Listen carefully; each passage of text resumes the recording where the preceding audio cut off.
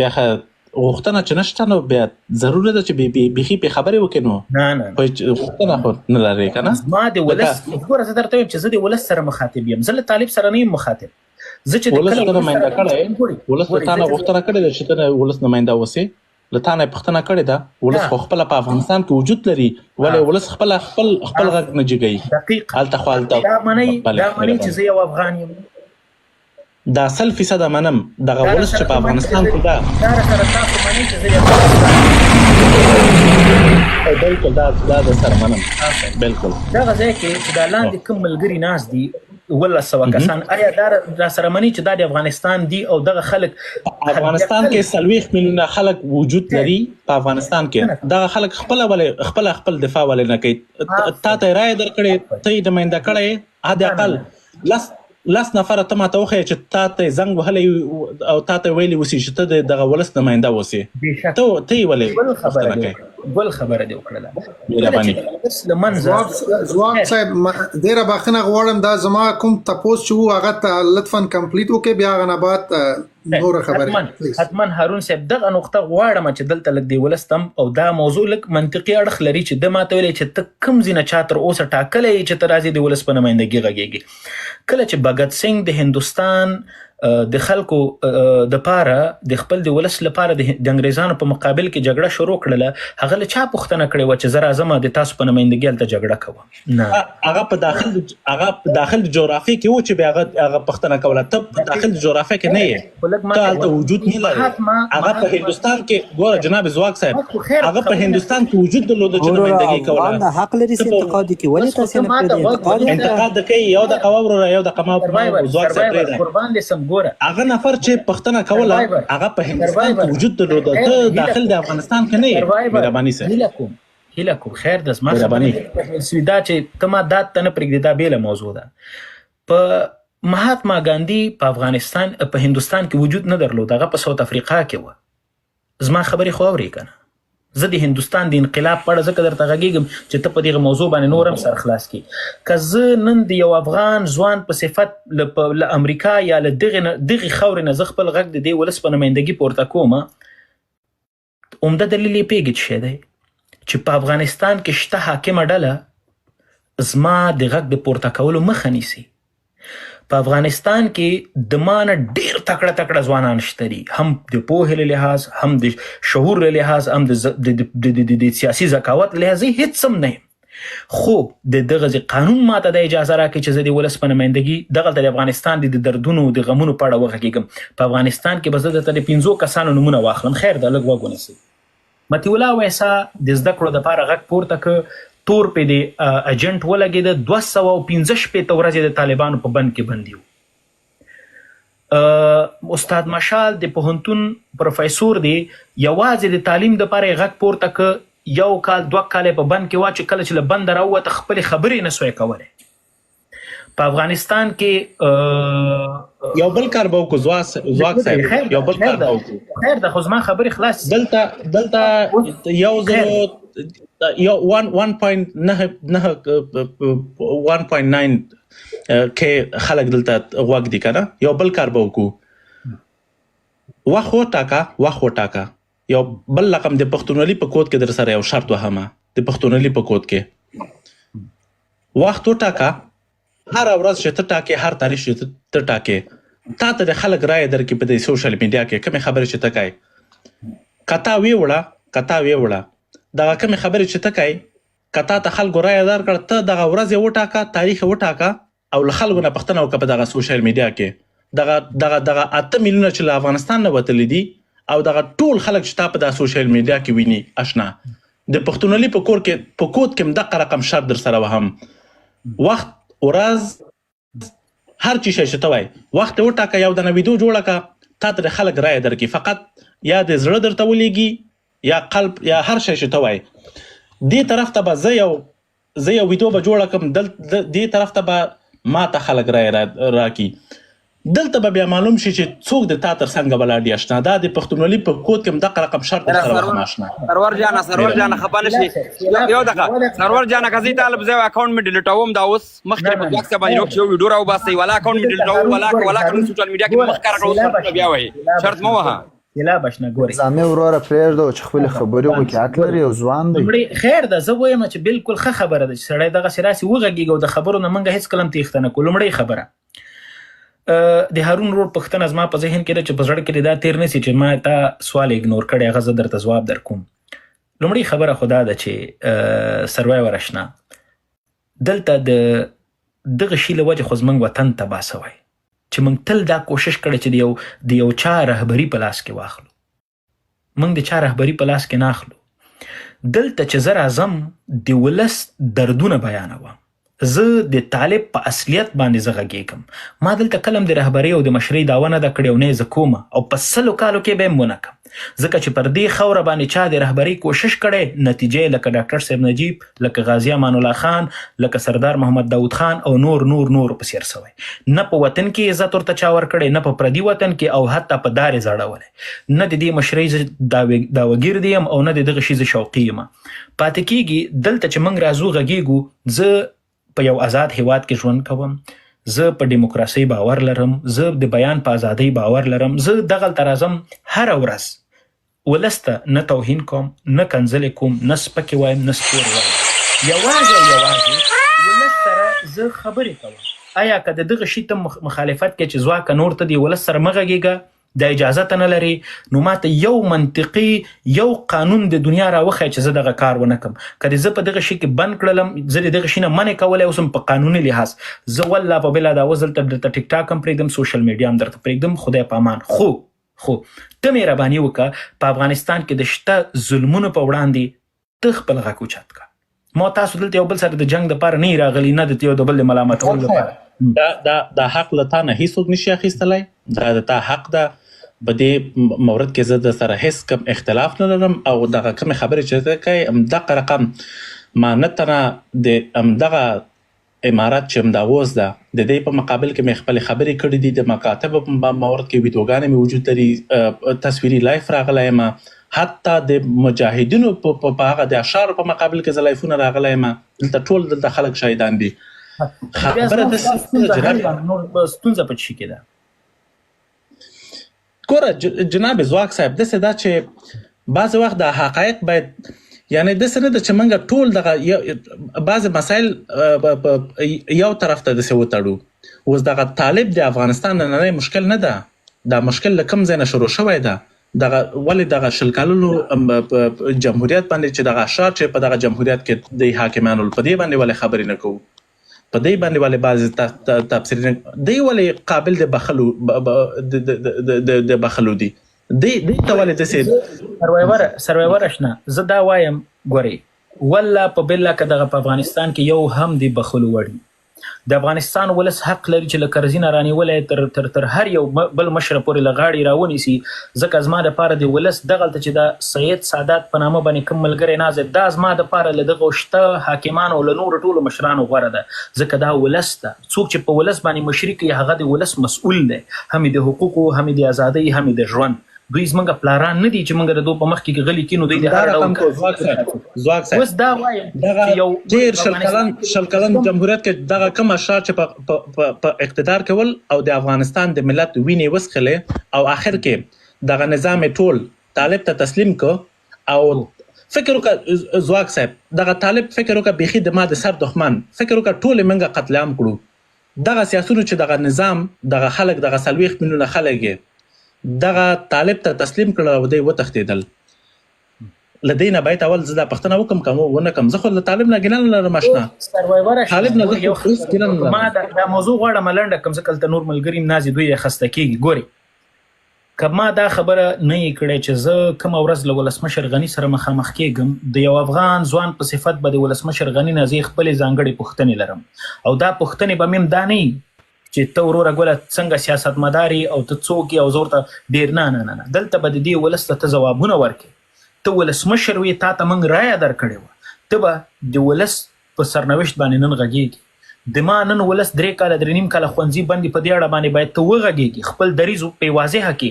ته له ډاکټر صاحب نجیب نه زیات نه یې چې ته ژوندی او ځان دې پرې غلی کړی. ګوري که تاسو یو مشر ته برات ورکوئ د بل چا په مقابل کې دا د دې ولس په حق کې ظلم ده. ما دپاره دغه 40 میلیونه ولس لبل هر چا ډیر غوره او محترم ده چې څو ګوره ګوله ځان د ما مشر بولي بیا په اخر د ورځ کې په مقابل کې موږ چپ پاتې کیږو هیله مې د ټولو ملګرو نه ده که د طالب پلویان دي تاسو د طالب د پلوي په صفت باندې راپاسېږي د ملا صاحب هیبت الله خوند د غاړې راولي جناب زواک صاحب ګوره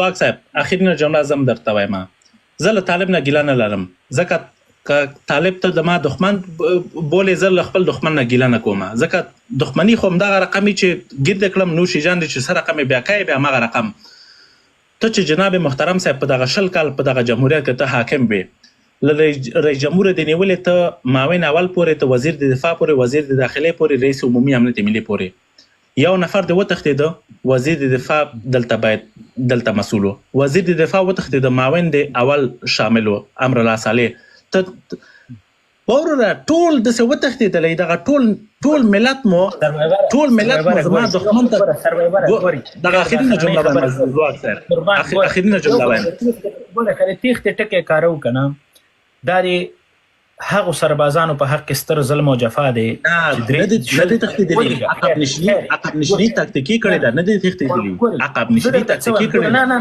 تخنیکی هیڅ ټیکنیکلی ګوره دوی هیڅ کوم تخنیکی شاتګ چانه نه کړي زه درته څه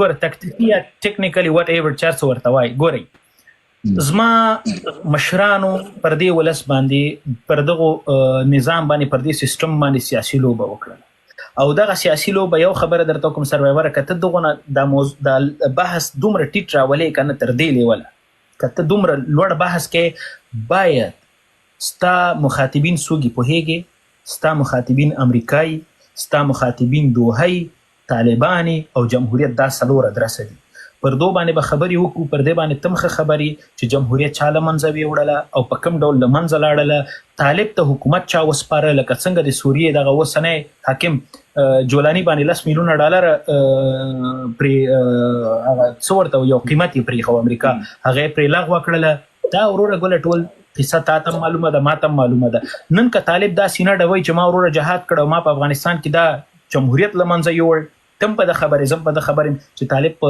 0 کالو کې دا کار په یوازې ځان خپل نه سوي کولای دا یو ادرس معلوم ده ټول کیسې مونږ یو بل ته معلومي دي ولې په دغه خبرو باندې تکراری مونږ تاسو راځو کراتو بحث کو وسی حلاري لازمي دي کنه مونږ تاسو ته ولې مونږ تاسو حلارو باندې نه غږیږو ولې پر دې باندې دی ولست مونږ تاسو هلي امیدونه ورکو دا ولس په یو طرف باندې بوزو چې حد اقل هلته مونږ ټول ځانونه پکې وینو دغه افغان ریپورټر دی یو دریجبي ورور په صفت زدي او پښتون بل دی او ازبک په صفت مونږ ټول په یو ځکه ځانو ګور آیا په کار همدار چې راتلون کې نسلونه هم په همدغه نامه یو بل سره مونږ وجنګو په دغه نامه باندې یو بل سره جناب زواک صاحب په دغه آینده باندې بغږی همدغه سیاست مګم معاملې نه کوي جبهې جوړې شوې نه دي امدا اوس د افغانستان د ټول ملت په مقابل کې د دلته بزنسونه جوړ کړی نه دي د امدا اوس په معاملې نه کوي کما درته ویلې چې دغه ګوري قربان زه خبره درته کوم د غزيني خبره د کول نه خو زه مجبوره کوي چې زه درته وکم په ولا کې دغه وخت لازمي پويږي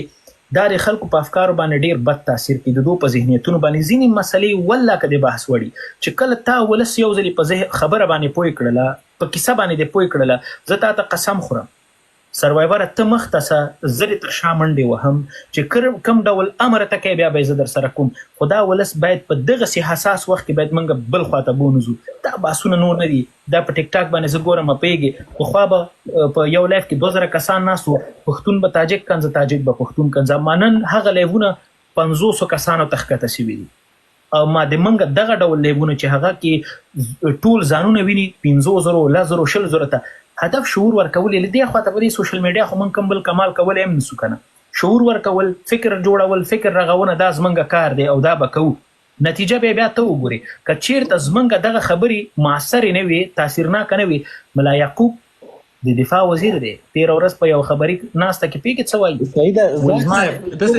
خبره دا زواک صاحب لاس نه درې کاله تیر شوی دی چې جمهوریت سقوط کړی دا کنه 3 کاله تیر شوی دي لاس نفر ماته وخیا چې یو دریز ولري لاس نفر ماته وخیا چې د افغانستان د ملت په مقابل کې کوم خاص دریز ولري دا خو ما ته دلته په د سوشل میډیا کې ته خو دا خپل خبرې کوو نه لکه ته ماته لاس نفر وخیا چې یو مفکوره ولري، یو افکار ولري، یو ادرس ولري او د خارجانو ځواک صاحب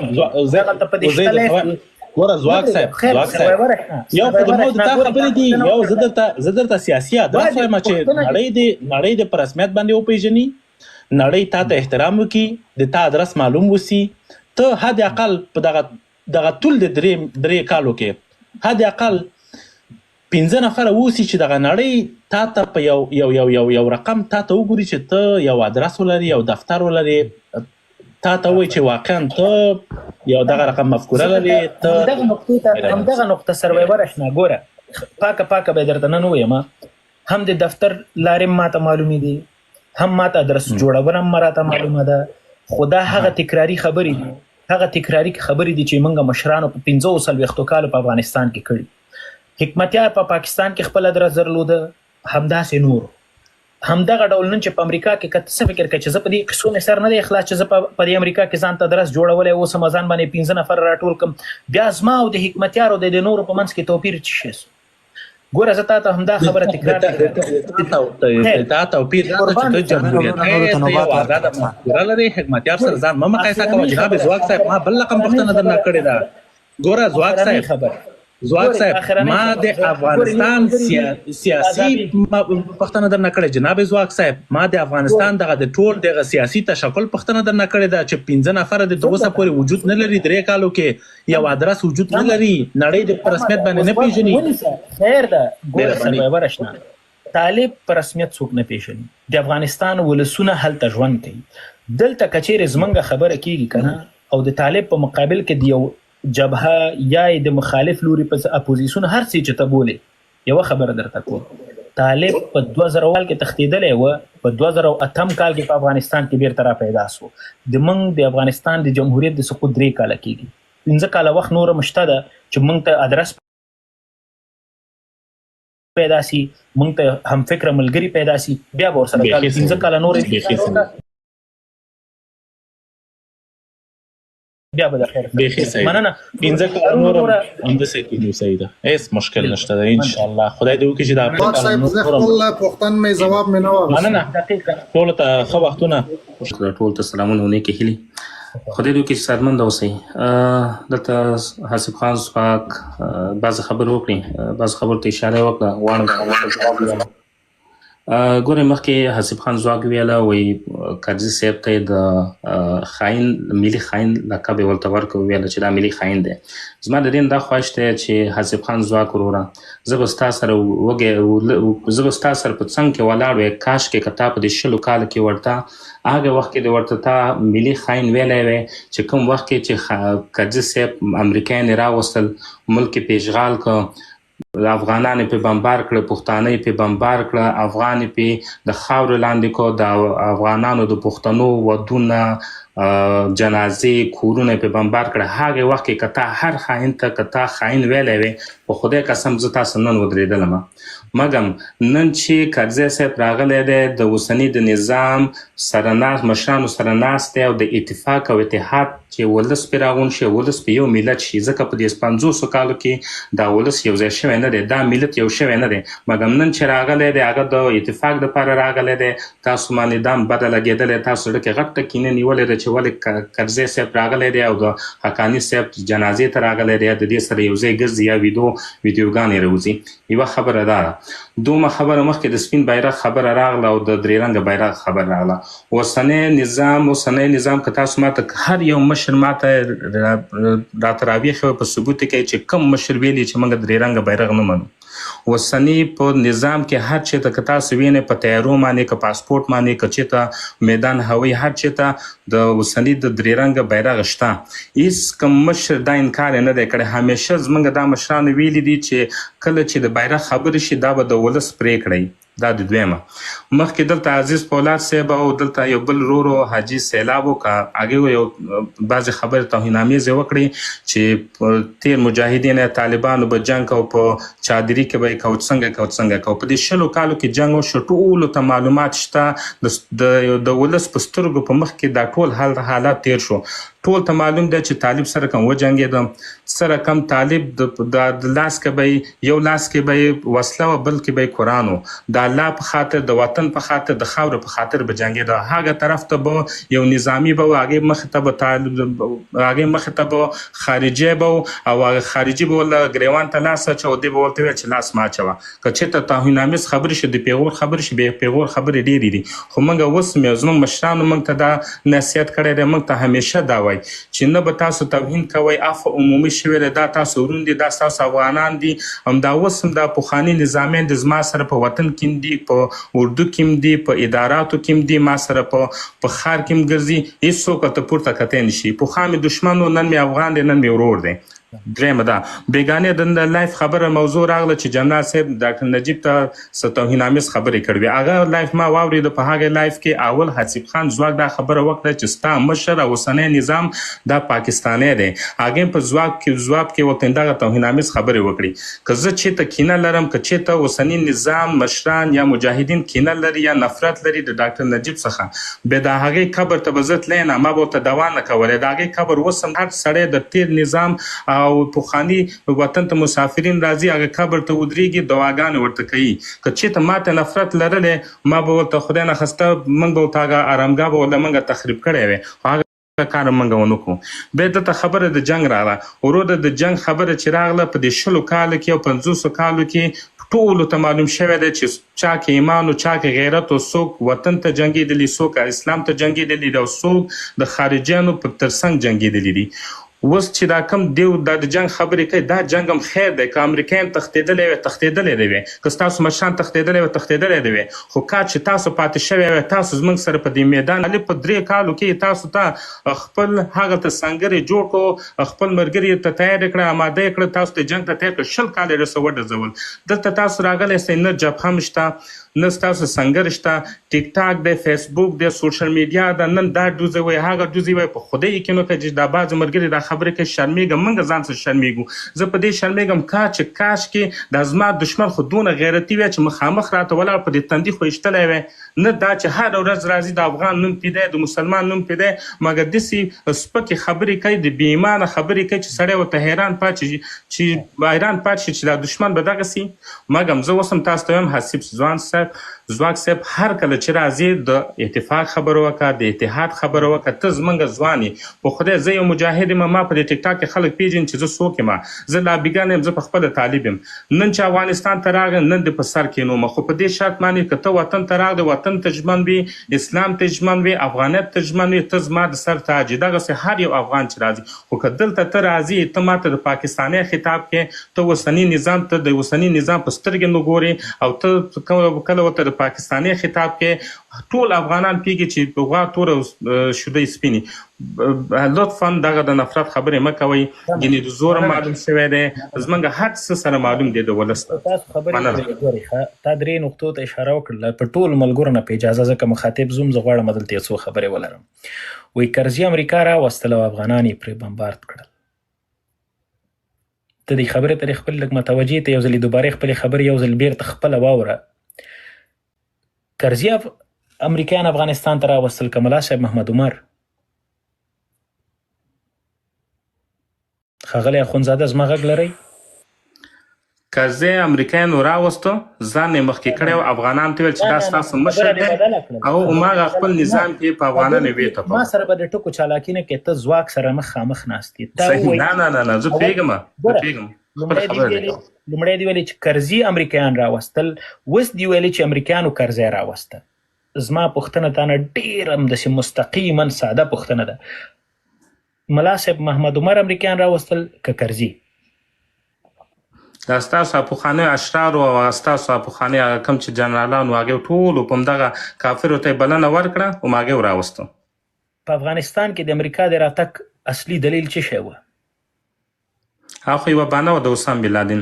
بهانې خبره به ته ځکه ورته نه کوې چې ته همدا اوس ملا محمد عمر ته توهین کوې.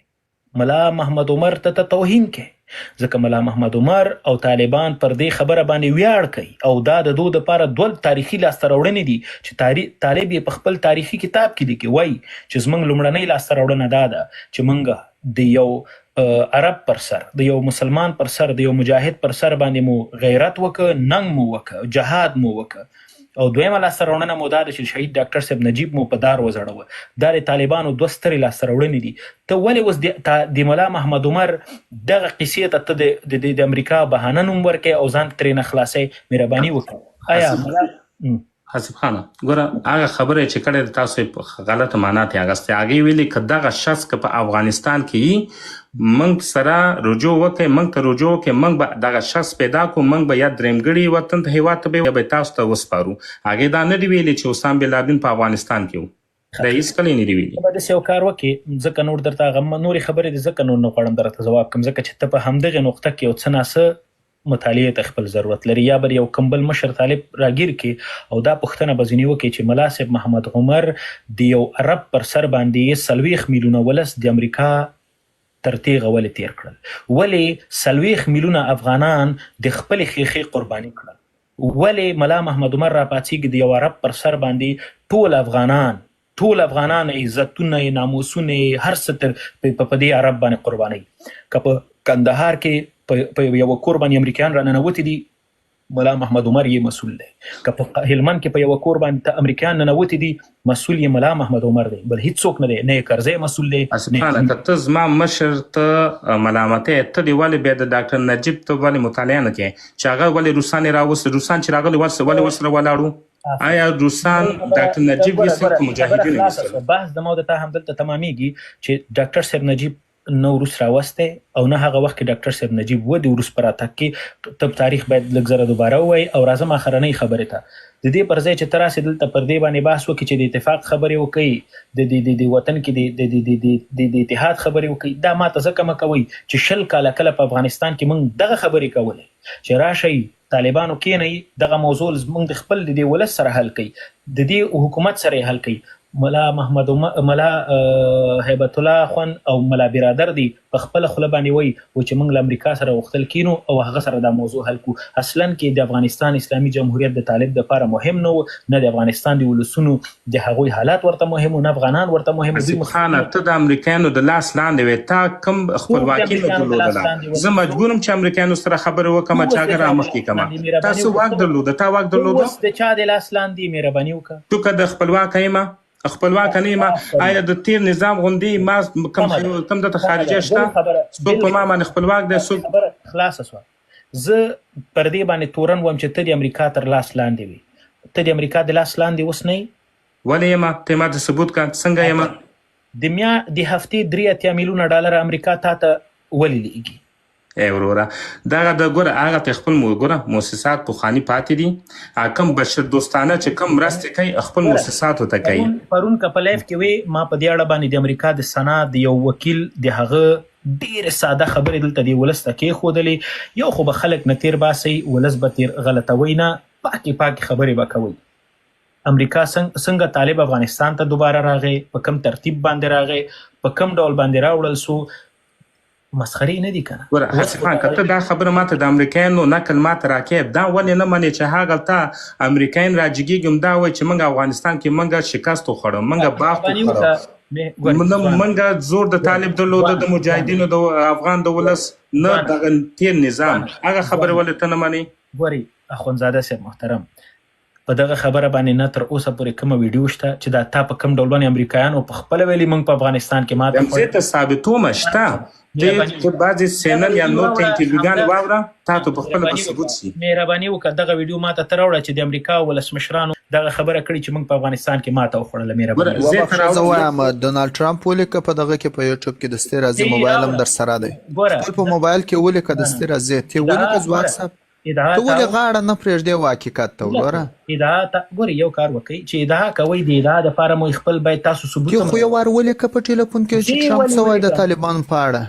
زه به اوس ولې سترګې د حقیقت پټه یاره؟ ګوره یو ځوان یې د حقیقت همیشه سترګې پټه.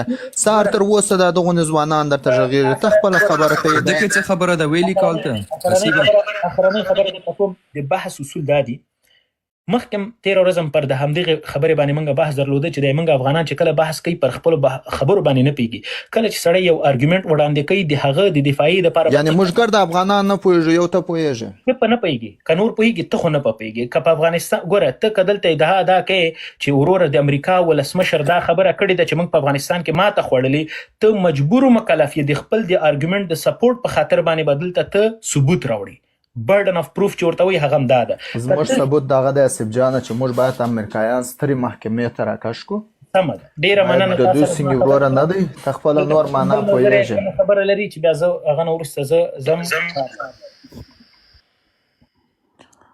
سلام و عرض ادب خدمت جناب آقای حسیب زواک و اعضایی که در برنامه حضور دارم. شخصا ما در یکی از لایف های خود یک سوء تفاهمی پیش آمده بود نسبت به یکی از ویدیوهای شما در قسمت بیرق اسرائیل که بر اولین بار ما یک قضاوت بیجا کرده بودم که الحمدلله از دوستان شما 2-3 تا ویدیو را بر ما فرستادن ترجمه کرده بودن و امو معنی و هدفی که شما در او ویدیو داشتین بر من رساندم. شخصا ما از شما جوان عزیز برومند پوزش میخوایم. هر کسی که اشتباه بکنه باید پوزش بخوایم و بزرگی شما من در جملات پیشتر شما یک خیلی خوبی را که درک کردم که گفتین من به دنبال رهبریت و قدرت نیستم. این فرومایگی این شکست نفسی شما بزرگی شما را نشان میده. خداوند حفظت بکنه. جوان برومند با ادب با اخلاق و با سواد و تحصیل کرده هستی. انشالله موفقیت های بیشماری را خداوند برات عنایت بفرماید. پیروز هستی و کسانی که در مقابل شما صحبت هایی میکنند خلاصه عزیز هستند. هر کس میتونه که انتقاد داشته باشه اما بعضیایی که بی منطق صحبت میکنند یگانه چیزی که ما ازش نتیجه گیری میکنیم این است که حسود هستند. خداوند حفظت بکنه جناب زواک صاحب عزیز. موفق باشی برادر عزیزم. شکر که در همین لایف یک بهانه شد که ما شما را پیدا کردیم و آمدیم همراهتان هم کلام شدیم.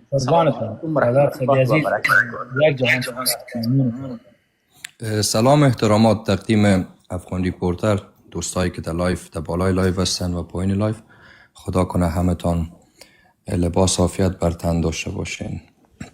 خب دوستای عزیز یک موضوع را که من چندین موضوع کوتاه درباره صحبت میکنم و موضوع مهم که اولی چه بگویم چون آقای حسیب زواک اینجا نشستن و به سوالای هموطنای ما جواب میدن. موضوع اولی که آقای حسیب زواک خودت اوقدر که پشتونوالی کردی اوقدر که از پشتو گپ زدی اوقدر که از غیرت پشتو گپ زدی و از پشتونوالیت هیچ وقت از تاجک هزاره ازبک حرف نزدی به او اندازه و هیچ وقت من ندیدم که یک بار در لایفت به زبان دری یا فارسی دری صحبت بکنی و این هم نشانه از این است که یک عقده قومیت در وجودت است و ما شاید به نظر ما قوم ایماق و نورستانی و دیگه اقوام اصلا نشناسی چون همیشه لایفایی که دیدیم پشتونوالی غیرت پشتو زدن پشتو پادشاهی پشتو. یک مسئله دوم امروز ما و شما هموطنان عزیز مشاهده میکنیم که در مقابل امارات اسلامی گروه های اشخاص دست به کار شدن. اسمشان چندین تایش که مهم است. مثلا احمد مسعود یک جبهه داره، حسیب زواک به یک شکل یک جبهه دیگه به خود وجود داده و جبهه آزادی یک جبهه دیگه جور شده. خب به نظر ما ملت ما جبهه نیستیم، ما طرفدار جبهه نیستیم. ما یک حکومت داریم به اسم حکومت امارات اسلامی که سر 34 ولایت افغانستان حاکمیت داره و تمام دنیا من حیث یک دولت رسمی یک دولت مشناسیش، من حیث یک دولت پابرجا و محکم و قوی تمام دنیا مشناسیش. ای که به رسمیت نمشناسه ای سیاست پشت پرده خود طالب است. کشورهای خارجی است، ما در این کار نداریم. امروز در وطن ما امنیت است، آرامی است. در وطن ما فهمیدی ظلم هایی که شما جمهوریتی ها، ظلم هایی که شما خلقی ها، ظلم هایی که شما کمونستا کردین دیگه او در سرزمین ما نیست. وقتی که حسیب زواک سلکو خودت برای ما خودت برای من نمیخوایم به احترامی برات بکنم. فرق حسیب زواک و فرق حسیب قوای مرکز برای من هیچ نیست. حسیب زواک و حسیب قوای مرکز دو برادر هستند که در یک راه روان هستند، اما ما برای حسیب قوای مرکز نمره میتم، به حسیب زواک نمره نمیتم. چرا؟ به خاطر چی؟ که حسیب قوای مرکز در صفحات مجازی تک تاک و این و آن با گپ زدن مبارزه نمیکنه که صبح تا شام بیا فقط حرف بزنه. ببین در مبارزه عمل مهمتر از حرف زدن است، عمل کردن.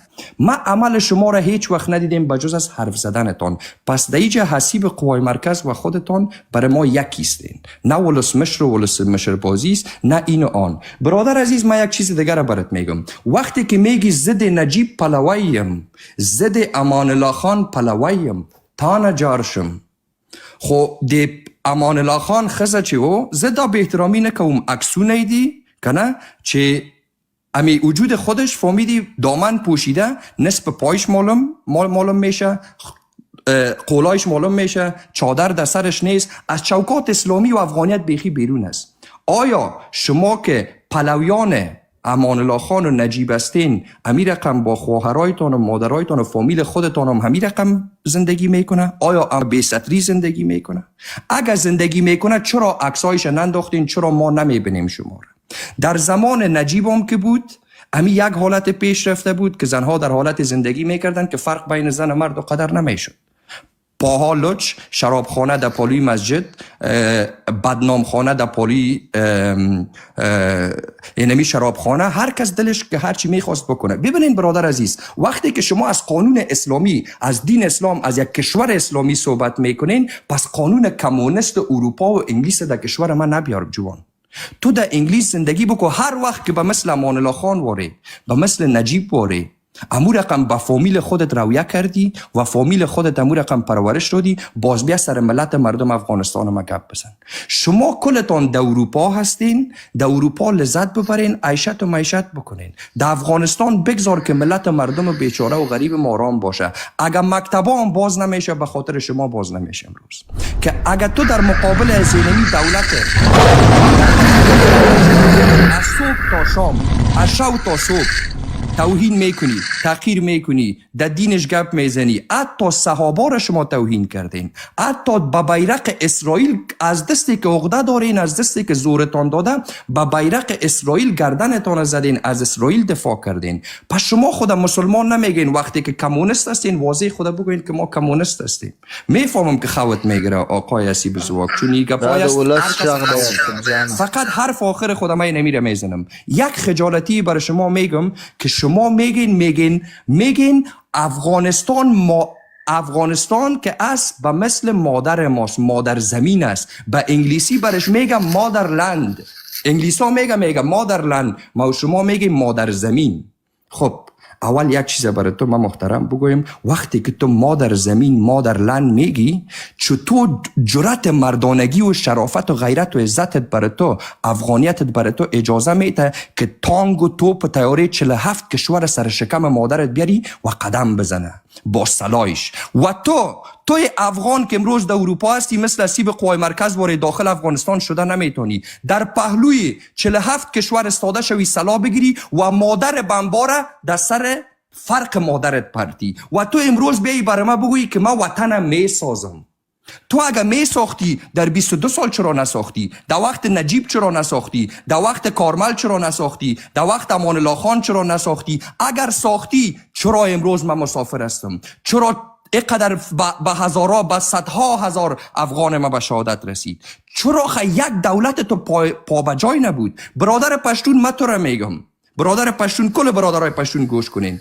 برادر پشتون، تو در بین خود جور نیستی، تو در بین خود جور نمیایی. اینمی رقم که حسیب زواک چند روز پیش گفت ما خود ما اگر در اروپا هستیم شاخه هستیم. یک لحظه محترم، گفت اگر ما در اروپا هستیم شاخه هستیم، بیخ ما در افغانستان حکومت میکنه. پس تو شاخه هستی که بیختا کت تیشه میزنی. تو چه رقم پشتون هستی؟ و یک لحظه دوست عزیز، یک لحظه، به خاطر توی پشتون به خاطر توی پشتون که 300 سال حکومت میکنی در سرزمینم زدن و کندن و جنگ است. یک روز خوبی را ما ندیدیم. پس تو امروز به خاطر تو تاجکم دمی غم مانده، هزارام، ازبکم، ایماقم، پشهیم، اینام آنام. پس برادرای عزیز، امروز طالب حاکمیت میکنه. دنیا که در مقابلش استاد نشه، تو هیچ چیزی نیستی، هیچ کاری از دستت نمیاد. فقط اینم قدر کرده میری که موضوع را خراب کرده میرین و امین مکتب دکترا بسته میباشه. تشکر و من الله توفیق.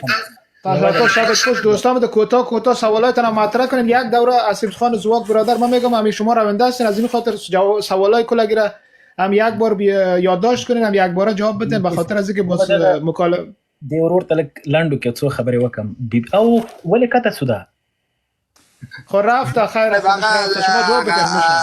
ګلمرجان خو پیژنې لکه هغه چنګړانو نه چې ولاړې توین مکو وروره پرېږده نه توین نه کنن یا دوستان اجازه نه توین حق نه لري. ګوره خپل اصلیت مه پرېږدئ، خپل اصلیت مه شوئ د پښتنو نو. ګوره تم راته یو کولابه د پرېږده و یو سړی چې ولاړې څه کوي ښکنځل ورته کوه.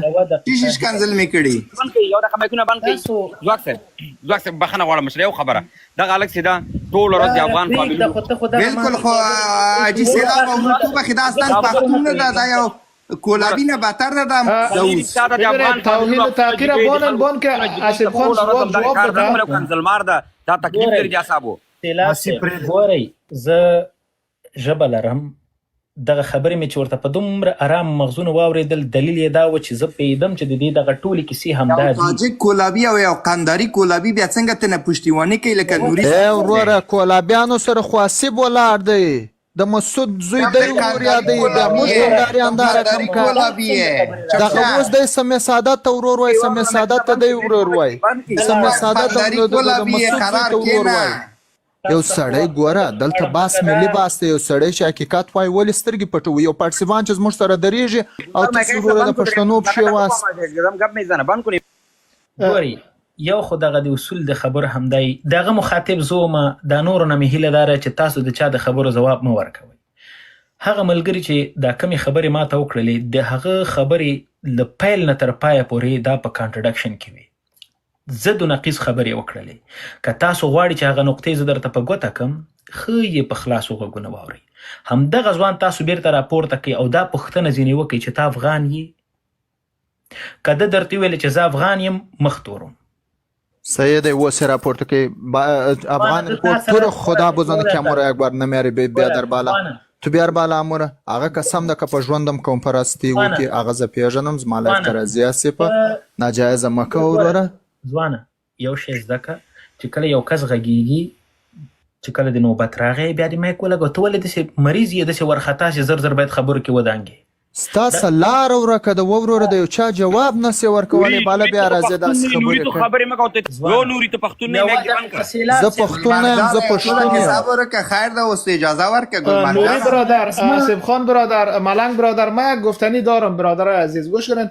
ما همین لایف برگزار کردیم به خاطر از اینکه دیگه توهین و تحقیر به یک دیگر نکنیم، چون این باعث میشه به توهین به بزرگا باعث میشه که در بین ملت نفاق ایجاد شود، همان گونه که شب گذشته بود. ما از کل دوستا خواهش میکنم، کل ما و شما برادر هستیم، اختلافات نظر داریم، اما کوشش بکنیم احترام بگذاریم. همین ببینید هر کس ارمود دیدگاه خاص خود را داره. من نمیتونم دیدگاه اسیب خان زواک تغییر بدم، یا شما نمیتونین دیدگاه مرا تغییر بدین. کسی که طالب دوست داره، آمی طالب است، مفکوره طالبانی داره، ما و شما در این حیاتی که ما داریم، در این زندگی که داریم تغییر دادن نمیتونه. بهترین گزینه چی است؟ احترام بگذاریم. من به امارت اسلامی هم میره گفتم برادر، اگر شهید دکتر نجیب الله، اگر دیگه بزرگای ما را مثلا شما دوست ندارین، دوست نداشته باشین، این مفکوره شما است. اما یگانه کاری که بکنیم از دو طرفه خواهش میکنم توهین نکنین. ببین نوری برادر، کل ما و شما اینجا برادر هستیم، درست است اختلاف نظر داریم. من نیست یک برادرتون میگم ببین نوری برادر اجازه بده، درست است اختلاف نظر داریم. اسیب خان زواک هم الحمدلله مسلمان است، خودت هم الحمدلله مسلمان هستیم، ما هم الحمدلله مسلمان است. کل ما اینجا می لایف کردیم، کل ما و شما افغان هستیم، از افغانستان هستیم.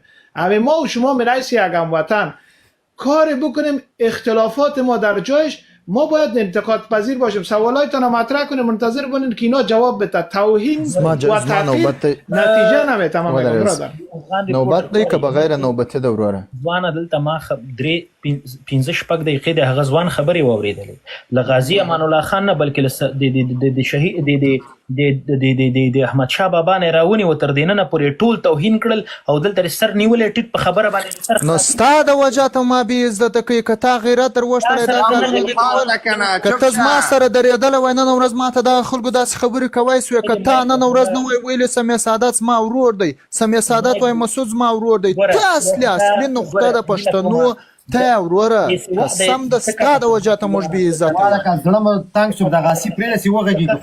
ګوره یو خبره درته وکم، د دغه ډول بې سوادانو سره دغه تکراري خبرې والله که نور راته خوند راکوي.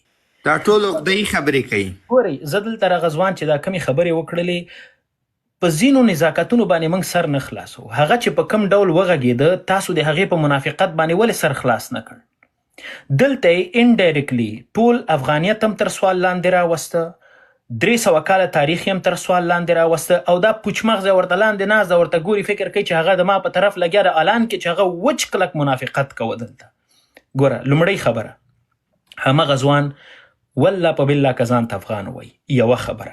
دویمه خبره د یوه خبره درته په دې خبرو په دوران کې وکړه، وایي د 300 کالو د راهیسې تاسو په خپلو منځونو کې یو بل سره وهئ او د تاسو له وجې تاجک، ازبک، عماق، پشي دلته د تاسو له وجې ژوند نسي کولی، هدف باندې تاسو ونه رسېدلی او دلته دا وینې دا حول ولا قوة الا بالله علی العظیم سړي اعصاب خراب کې په خبره باندې پیږي نه راغلی. دغه ډول خلکو ته باید همدو په ژبه په همداسې ښه په نزاکت کې باید ورسره بیرته وغږېږي. دغه ځوان ته وایم کله چې ته د غازي امان الله خان په میرمن باندې غږېدلی سې، بیا ته څنګه کولی سې چې د احمد شاه بابا په لاسته راوړنو باندې هم ته نیوکې وکړې؟ احمد شاه بابا خو د هندوستان د مسلمانانو لپاره په مراټیانو باندې حملې کولې، ته څنګه راځي؟ ګوري هیله مې له دغه ځینو سادهګانو نه داره چې په سر مو په خبره نه خلاصېږي، چټي په چټي مه وارېږي هره خبره کې حق وایي. هغه ستا ټول تاریخ تر سوال لاندې یوړ. احمد شاه بابا د یو مسلمان او د یو ریښتوني افغان په صفت هم درته توهین که او غازي امان الله خان یې هم درته توهین که، خو ته پرې پوه نه سوې. دغه ځوان ته ما یوه خبره غواړم ورته وکړم، دلته به لایف ته کومه ورځ ما سره ته برابر سي، زه و ته به بیا سم حساب کتاب سره وکړو چې ته احمد شاه بابا ته په کم نظر ګورې، غازي امان الله خان ته په کم نظر ګورې، ډاکټر صاحب نجیب ته په کم نظر ګورې، ملا محمد عمر ته په کم نظر ګورې. دغلته ورسره کینی همدغه سر نه تر پایه پورې ټول درته توهین کوي، خو دغلته اخوندزاده او دا بل سر پرې نه خلاصېږي چې د دې د خبرو نه چو د هغه له خبرو د یو شي بوی راتله، د پښتون قام نه کرکه، نفرت او توهین یو وخت ورته وکړي. خو دا بل ځوان دلته نازه وی بالکل حق خبره کوي. نور زه نه غواړم د هغه ځوان په اړه یوه خبره مو کوم، که وخت یې ما سره په کوم لایف کې برابر سو زه به حساب ورته ورکوم، ځکه د ده سر نه تر پایه پورې ټولې خبرې ضد او نقیص وې، ټولې کانټرډکشن خبرې وکړلې، یو لفظ یم په دې خاطر والله که ویلي. ګوري ما ته وایي ته د حسیب هغه څه نومېږي ځوان حسیب قوی مرکز سره د تا او د هغه ترمنځ هېڅ توپیر نشته. د خبرو نه هدف څه شی و؟ دا د طالب په دفاع کې دا درته نه ده غږېدلی، دا چې دلته هر لفظ د کارولې ټولې ضد نقیص کړي دي او دلته که راپورته کې خپلو دفاع که دی بیرته زما نه وسوی کولی، دغه لایف کې زه درته مخ تورم. هیله مې دا ده چې دغسې هر ډول خلکو ته باید سړی ځواب ورنه کړي. سیلاب صاحب که ته یې پراوډ ټو بی افغان که ته یې ځینې موارد د موږ شریک دي، هغه باندې به غږېږو، نقد به هم کوو، نیوکه به هم کوو، یو د بل نیوکې ته به غاړه مږدو، خو توهین اجازه څوک نه لري. غازي امان الله خان په دې درته توهین که چې هغه میرمن وایي وروره ګله سکرټ اغوسته، او احمد شاه بابا یې درته په دې توهین که چې هغه پښتون ده، ته پرې سر نه خلاصوي. هیله مې دا ده چې دغه رقم خلکو سره هیڅ بحث باید ونسي. دلته یو ملي بحث و، د افغانانو په منځ کې بحث و، او دا ډول باید موږ په ډېر په نرمښت یو د بله سره مخ ته لاړ. په ته موډراتور یې کښته مه غورځوه. ګوره زه ستاسو یوه پوښتنه کوم، دا یوه پوښتنه کوم، مطلب یې خبرې وکړه، ستا خبرو ته اجازه در کوم. زه د تا مایک ما وتړه، تا نه یوه غوښتنه زه کوم چې کله دغلته دا خلک ناست دي، دا یو کس چې کله غږېږي، دغه ځوان چې مخکې راغی بي بي سي په نامه، ما ورته یوازې مسکی کوه او کتل مې تر پایه پورې. خو ته دغه ځای کې زه خبرې کوم، زما په منځ کې راوغورځېږي، نه د ډایلاګ په اصولو پوهېږې، نه د ډیبیټ په اصولو پوهېږې، نه د یو ګرد میز په اصولو پوهېږې. دا درته چا ښودلي که زه درته زده کړم؟ نو هیله مې دا ده تا سره زه نورې خبرې نه لرم. اخرنی ملګری ملنګ شاه ورور ته ښه راغلاست وایم، جانباز ورور ته چې دا دوه ورونه به مې خپلې خبرې لري، بیا به زه دغه لایف نه درنه رخصت شم ځکه زه کار لرم جیم ته ملنګ شاه ورور ته اجازه ورکړئ، خواهش کوو ټول نه. ډیره زیاته مننه. سلامونه زواک صاحب تا ته او نورو دوستانو ته. زه به یو څه ووایم چې ګورئ انډیوالانو په نزاکتو پوه شئ. دا که ووایو چې د اسیب په خاطر هغه سړی راغی ټول پښتانه یې کنځل او ځان ته ووایو چې ما د تا په سر کنځي انډیواله، هغه د کوم چا په سر چې ټول پښتانه کنځي بیا هغه ټول تا ته راجع کېږي ګرانه. دغه 300 کاله ټول تا ته راجع کېږي ګرانه. دغسې مه وایه، جار دې شم. دا منافقت کوي دغه خلک. بعضې خلک تاسې نه پیژنئ، چې نه پیژنئ بیا مه پسې ګرځئ. ګورئ زه به تاسو ته یو څه ووایم، د دې حکومت اپوزیسیون دی په دغه سوشل میډیا کې افغان دی وي